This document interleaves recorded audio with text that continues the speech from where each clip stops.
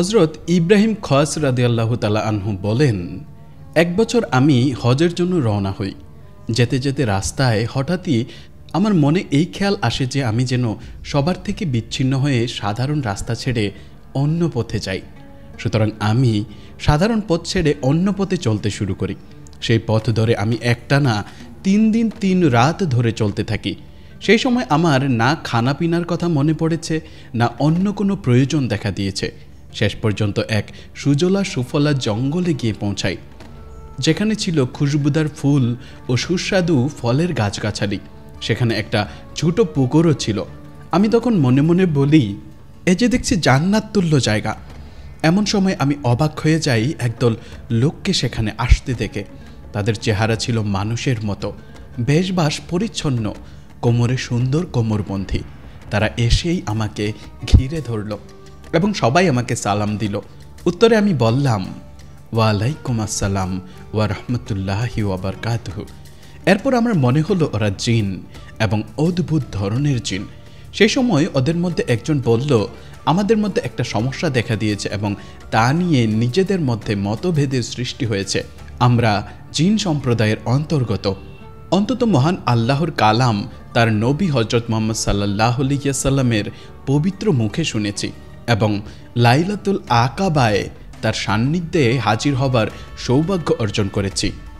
মহানবী মুহাম্মদ সাল্লাল্লাহু আলাইহি ওয়াসাল্লামের মুবারক বাণী আমাদের থেকে দুনিয়ার যাবতীয় কাজ নিয়ে নিয়েছে এবং আল্লাহ তাআলা এই জঙ্গলে আমাদের থাকার জায়গা নির্দিষ্ট করে দিয়েছেন। আমি প্রশ্ন করি, আমার সহযাত্রীরা এখন যেখানে আছেন সে জায়গা এখান থেকে কত দূরে? একথা শুনে তাদের মধ্যে একজন হেসে বলে ফেলল, হে আবু ইসহাক, যে জায়গায় আপনি এখন রয়েছেন এ হলো বিশ্বপালক আল্লাহর বিস্ময়কর নিদর্শনাবলীর অন্তর্গত। এখানে আজ পর্যন্ত একজন মানুষ ছাড়া আর কেউ আসেনি। তিনি ছিলেন আপনার সঙ্গীদের অন্তর্গত। তিনি এখানে ইন্তেকাল করেন। দেখুন, ওই তার কবর। এই বলে সে একটি কবরের দিকে ইঙ্গিত করল।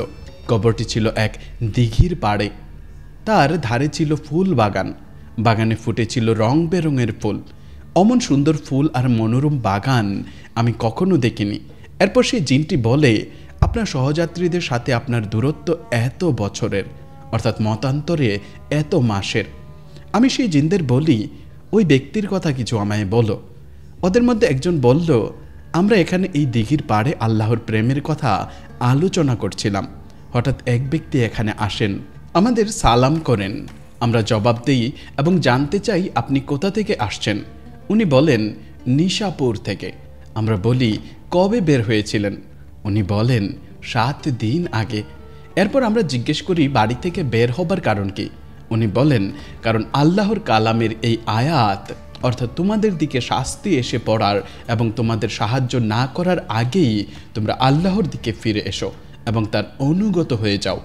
আমরা জানতে চাই, আচ্ছা, ইনাবাত, তাসলিম ও আজাব শব্দের অর্থ কি? উনি উত্তর দেন, ইনাবাত বলতে বোঝায় আপন প্রভুর দিকে ফিরে তাঁরই অনুগত হয়ে থাকা। বারি বলেছেন, এই ঘটনায় তাসলিমের উল্লেখ নেই। সম্ভবত তাসলিমের মর্ম হল নিজের জীবনকে আল্লাহর কাছে সঁপে দেয়া এবং মনে করা যে আমার চাইতে আল্লাহই এর অধিক মালিক ও হৃদার। এরপর তিনি আজাব এর অর্থ বলতে কেবল আজাব শব্দটি উচ্চারণ করেন। সেই সাথে চিৎকার করে ওঠেন এবং সঙ্গে সঙ্গে ইন্তেকাল করেন। আমরা তাকে এখানেই দাফন করেছি, আর ওই যে তার কবর। আল্লাহ তার প্রতি প্রসন্ন হন। হযরত খস রাদিয়াল্লাহু তাআলা আনহু আরও বলেছেন, ওদের কথাবার্তা শুনে আমি তাজ্জব হয়ে যাই। তারপর আমি সেই কবরের কাছে যাই। দেখি কবরের মাথার দিকে নার্গিস ফুলের একটি বিশাল বড় ফুলদানি রাখা আছে, আর দেখলাম একটি ফলকে লেখা আছে, এটি আল্লাহর এক বন্ধুর সমাধি। লজ্জা তথা সূক্ষ্ম কর্যাদাবোধের কারণে তার ইন্তেকাল হয়েছে। আর একটি পাতায় ইবানাত শব্দের মর্মার্থ লেখা ছিল। যা কিছু লেখা ছিল সবই আমি পড়লাম। সেই জিনের দলও সেসব জানার আবেদন পেশ করল।